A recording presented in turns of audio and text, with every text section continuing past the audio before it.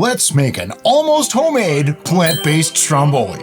Okay, there's a little story behind this one. For the past week and a half, 2 weeks, you've probably heard about the hurricanes that came through Florida. Well, we happen to live right smack in the way of where Uncle Milton came. So we decided to evacuate. We went to a friend's house for a week. And while we were there, I took it upon myself to do the vast majority of the cooking. And one of the things that I made was this exact Stromboli.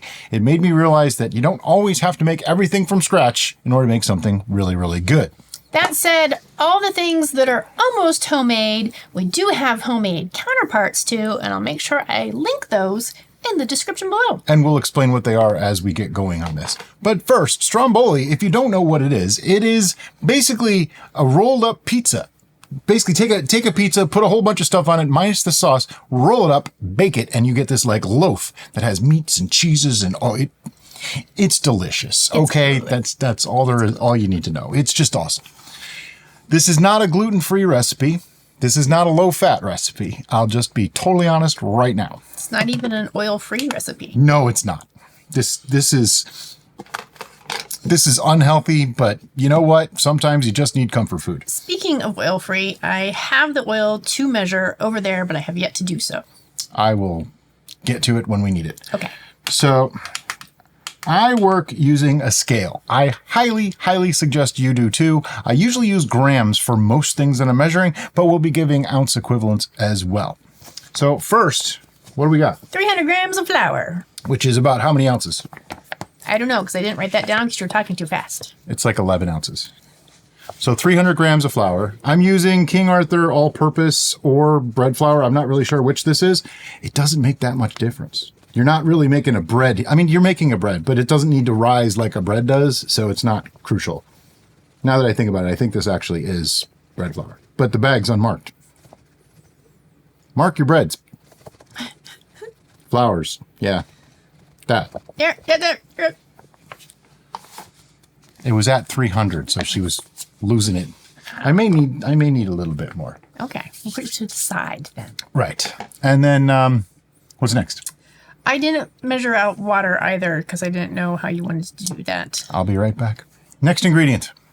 A teaspoon of yeast. This is just Fleischmann's bread yeast, the instant rise or the active dry or the one for bread machines or whatever. They all work pretty much the same in this exact recipe. Don't even worry about it.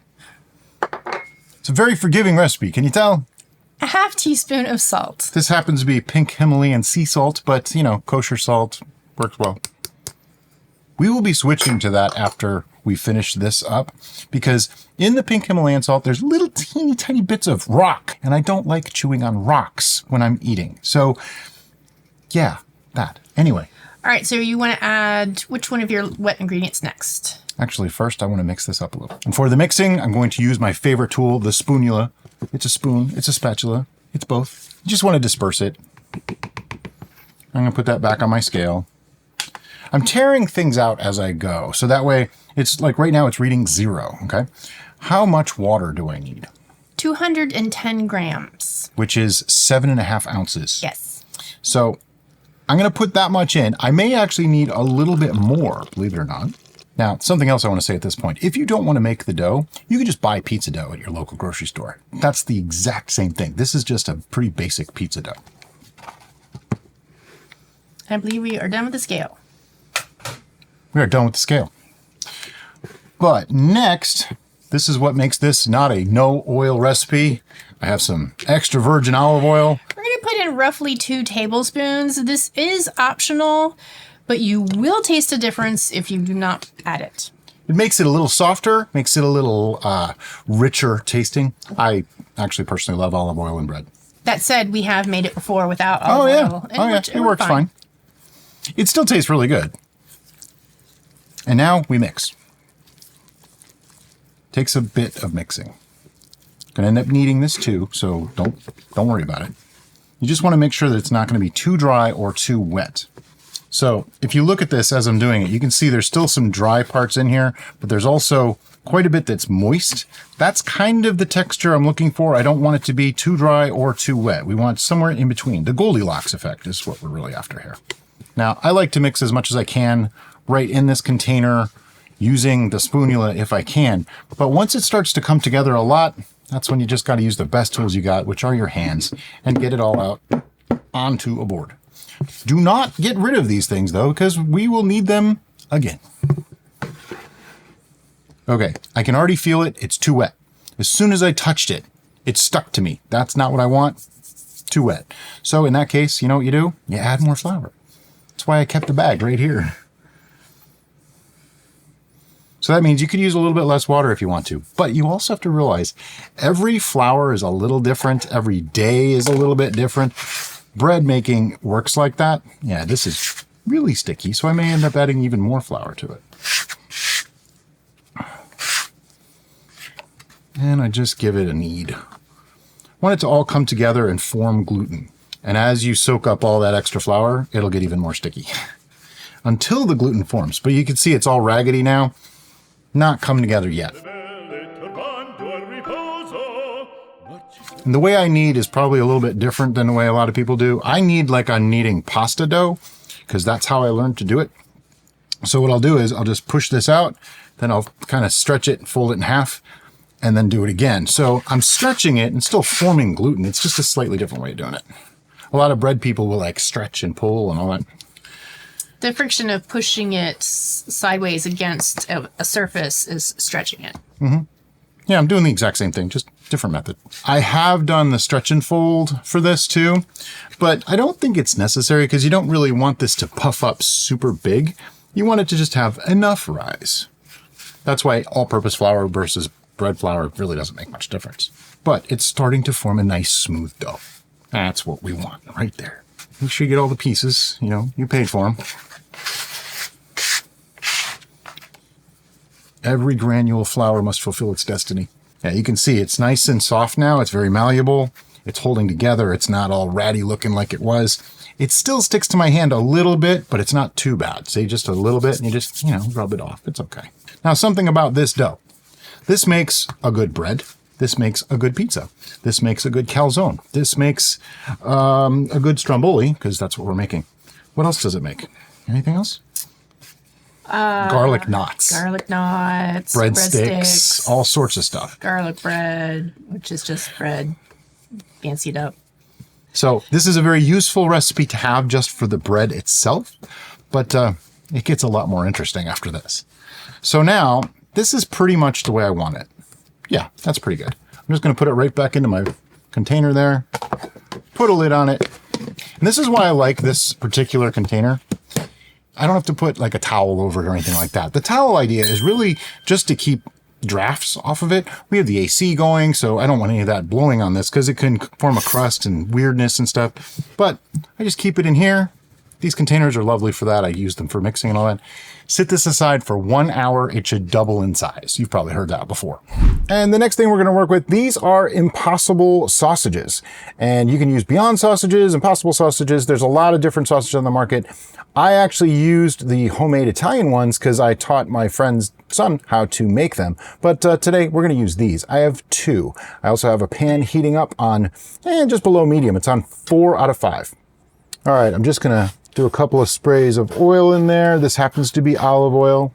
And then add our sausages. These are mostly defrosted, but not completely. And we're going to cook them just a few minutes per side. Keep turning them as they cook. I don't necessarily have to cook them all the way through at this point, but I do want to get them at least partially cooked, maybe even mostly cooked. Okay, our sausages are nearing the doneness state. These particular ones from Impossible have an edible casing. If you get the ones from Field Roast, you do want to remove that casing before you put them in there. I probably should have mentioned that. But what I want to do now is just take them out of the pan, put them on a plate, and set them to the side to cool. So it's been like 45 minutes or so. Our dough is just about done, but I'm going to cut some sausage because you don't want to stick it in a stromboli like this. I like to have like strips. So I'm just going to take my knife and cut straight across this way and just make like 3 strips out of each link. Now, traditionally, stromboli is made with like pepperoni and capicola and things like that. Well, you know what? We didn't have access to that kind of stuff as plant-based eaters where we were, and I totally messed this one up. I only gave 2 on it, but I'm going to make it into 3 anyway. There we go. So this is the Impossible Italian sausage. Yes. We actually have an Italian homemade sausage recipe. Even have a spicy one and a regular one. That's right. So Well, they're both kind of spicy. I will link them in the description below if you prefer to make your own sausage. There are days that I want to do everything from scratch, and there are days that, you know what, I just want to make something, and I'm okay with using some of the commercial products. And this is one of those examples that you can mix and match. If you don't want to make one aspect, buy that part, or buy them all, or buy none of it and make it all from scratch. However you want to do it. Now, to replicate the different types of meat textures and flavors that Brian likes in Stromboli, we are actually going to be adding some Tofurky products as well. So we have our peppered plant-based deli slices and the Hickory smoked. We have some opened already. I just wanted to show you the packaging so that way you know what we're using. As a reference, though, we made a Tofurky clone, which works beautifully well as Tofurky. That's why I don't mind Tofurky, because it tastes so much like what I made that I'm like, they're like the same thing. Yeah. And we also did a cold cuts a long time ago, maybe over a year ago, that would work as the second aspect. So the cold cuts, the Tofurky, and either of the sausages that we've made, and you've got your own homemade plant-based meats to go into the Stromboli. Now, we're also going to be using Daya's mozzarella shreds. We don't have a mozzarella replicant No, not really. yet. I mean, I have the cheese sauces. They don't, to me, in a Stromboli, they don't work as well because you need that stretch and it's hard. Cheese is difficult. But don't worry, Brian is still working on it. Oh, yeah. As soon as he has it figured out just the way he likes it, we'll make sure to make a full recipe video. Yeah, that's why we haven't done it yet, because I haven't got it to where I'm happy with it. Yeah, not to say we haven't tried. Okay, but for now, I'm going to go get our dough, and we're going to start putting this together. Okay, so our dough has pretty much gone up twice in size. Looks pretty good. What I want to do, though, is start your oven. Get it up to 350 degrees Fahrenheit. I'll put the Celsius right in here. I do not cook Stromboli as high as I cook bread. Just something of note. I cook it a lot longer, though. And I'm going to put some flour out. They call this bench flour. No, it's not really on a bench. Bench is where you sit. But I'm just saying. Okay. And have the dough scraper ready. You'll need it. And that was the sink. Okay, I just want to dump this out. If it doesn't come out all on its own, you can give it a little hand. It's okay. Just reach in there. Some people put oil and stuff in the bottom of the thing. I'm not some people. To me, that's kind of a waste. And this plastic, it just comes right off. But get it all. Normally, he just inverts it and it just flops out quite But of course, nicely. because we're recording today. Yeah, it's like, no. Yep, that's better cooperate. welcome to the world of being a YouTuber. This is just how it goes. Now, once I get it onto the board, or the bench, I guess, I want to start just getting some flour like under it, kind of. Okay, and then I'm going to start spreading it out.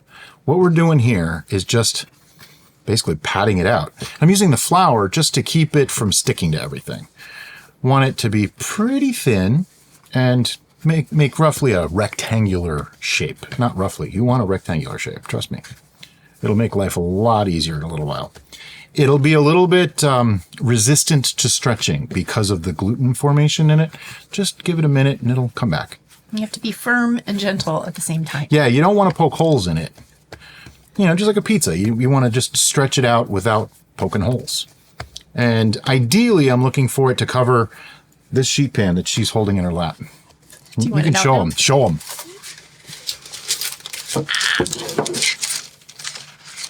Yeah. Ideally, I want it to be almost that big. So I'm just going to keep flipping it over, stretching it out.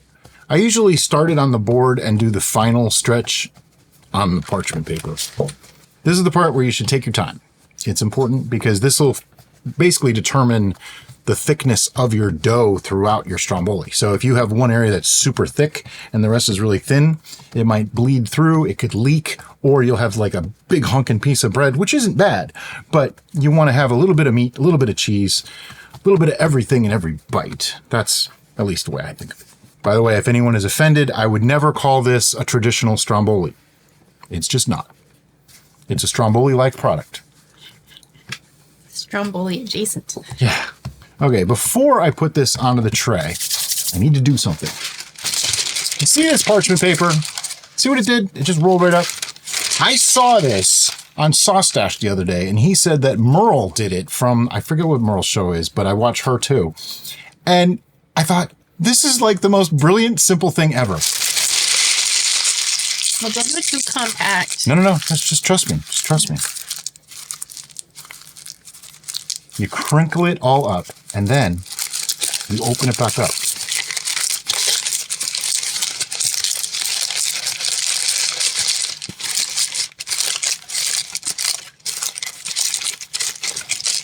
But now, check this out. It lays flat. I know, sounds so silly, right? But it actually works. Okay, now I want to pick up the dough. She's going to put the tray down. I'm going to plop the dough on top of it. More or less. It's not an exact science. Just get it in there. I don't worry about it. See? And then I just like give it a little stretch to get it all covered. What are you laughing at me for? Do you never watch me do this? This is how it goes every time. It's just all over the place. And just keep patting it out. All right. That's pretty much what you're looking for. Let me hold it. See? Sheet o' dough. Sheet o' dough. It's basically a square pizza right now. There have been a few times that I was like, you know what? I don't feel like rolling this up. I'm just making pizza. But there are some differences. Pizza has sauce. Strombolis generally don't. Okay, so now, assembly. This is really easy. We take our cold cuts and just start doling them out. What you want to do, though, is make sure you leave about a 1/2 inch from the edge, at least. So when you roll it up, you have a lip to cover up. And I do just kind of overlap them a little bit. Gives you a little more in each bite. And if you didn't do it well enough, you just pull them back a little bit and redo. You know, it's no big deal. Something like that. And then I'll take the other type and I'll make another row. And we just happen to have pretty much enough of both of these to make this size Stromboli. This size Stromboli will feed us both for a dinner and probably a lunch if we have a salad with it. That's pretty much the way I see it. Unfortunately, these turn out incredibly good, and so resistance is futile. Oh yeah. Once you start eating this, it's very difficult to stop. Okay, now I'm going to put some cheese on this. So I need to cheese. Now, you can use sliced cheese as well. Sliced cheese works really well. It gives very even distribution. It doesn't get as like gooey for some reason in the middle. And you know what? I'm going to be generous with the cheese. I'm probably going to use like most of the bag. This is 7.1 ounces. I never said this was a healthy meal. I said it was good. Sometimes you got to just indulge yourself, right? Now, this is a series that we're talking about doing more of, where we take more commercially available products, and I did use most of the bag, and we make something just really amazing out of it. And a lot of the time, we'll probably have alternatives to the commercial products, so you can make it completely homemade, but I just thought that's kind of a neat idea. So if you like that idea, let me know, and we will work on it. Now we're on to seasonings. Black pepper. Fresh cracked, please. Do you want the lids off on these? I'll take it off. And at this point, you're probably realizing you can go a little free and loose with the ingredients here. Like, you can put more sausage in this if you want to. You can put more meats on it if you want to. Here's the thing, though. If you start to overload it too much, it gets much harder to roll, and you have a much greater chance of it bursting when you're cooking it. It is also problematic if you put vegetables, particularly ones that have a lot of moisture in them, in this uncooked, because they're going to release their moisture, make a big mess of your dough, cause eruptions. It won't be pretty. By the way, this is thyme. I just have maybe a sprinkle, like a 1/2 teaspoon to a 3/4 of a teaspoon. I don't like to put vegetables in this at all, really. We have done it with onions and peppers, and it was okay. I think it impedes the dough a little bit too much for me. So if you want them on top, cook some and put them on top afterwards, but we generally don't. That was basil. That was basil. This is oregano, or oregano, as our British friends would say. Funny story, we actually play D&D every Friday morning with a couple of guys over in England via Zoom. they love to make fun of our herb. Basil and oregano. Okay, and then last but not least is garlic powder.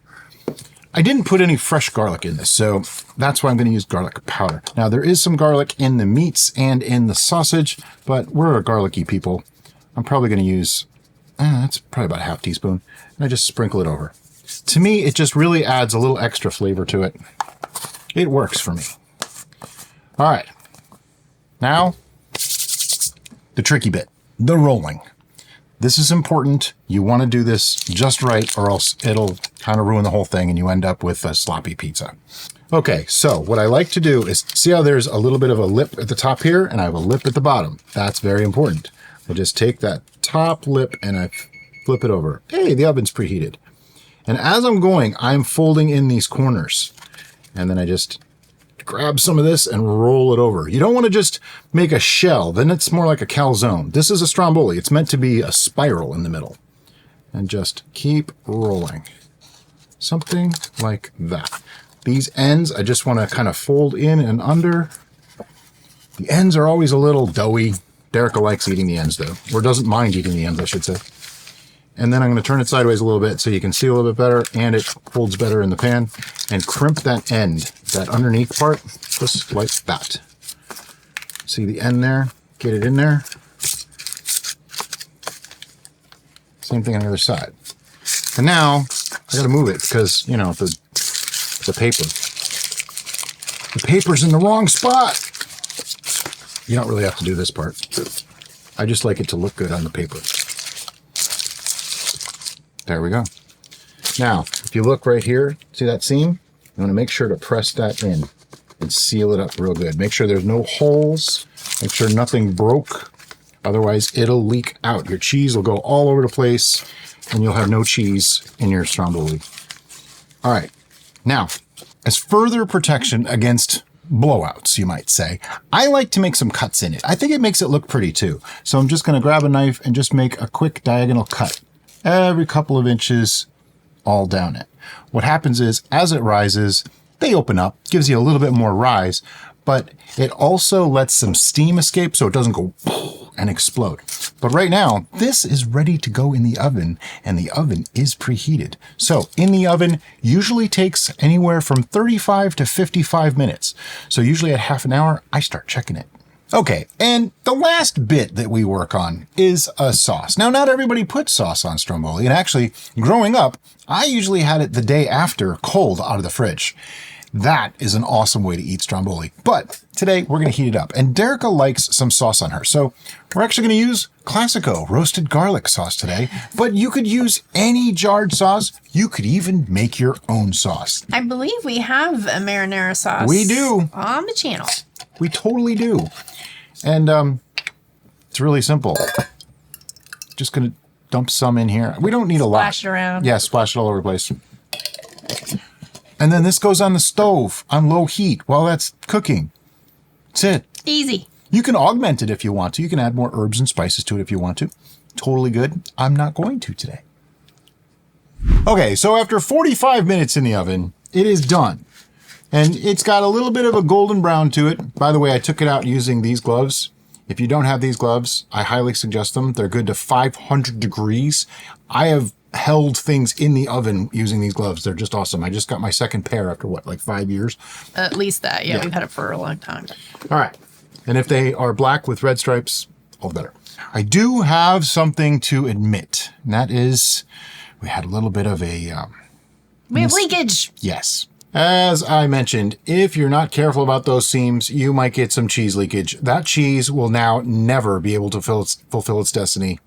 But you know what?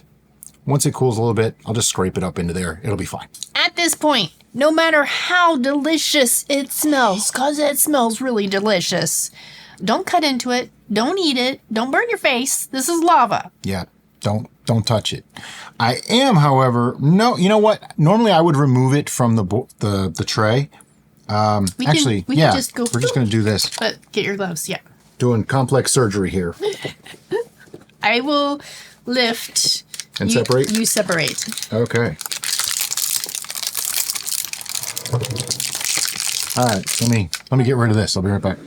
So, like we said, don't cut into this yet. First, you will probably burn your face off because it's really, really hot. It just came out of the oven. Second, we want some of those things to congeal a little bit. The bread, we want it to firm up. We want it to finish, because you know that about bread, right? When you bake it, when it first comes out, it's not really done yet. There's like a complex matrix that happens with all the proteins that if you don't let that cool a little bit, it kind of turns to mush and gets weird. So the idea of like fresh baked bread out of the oven, not necessarily the best thing. Just saying. But anyway, so for this, I want to just let it sit a while, maybe 15, 20 minutes. I want that extra cheese that's on the outside to be able to be scraped up. So, all right, we'll be back in like 15, 20 minutes.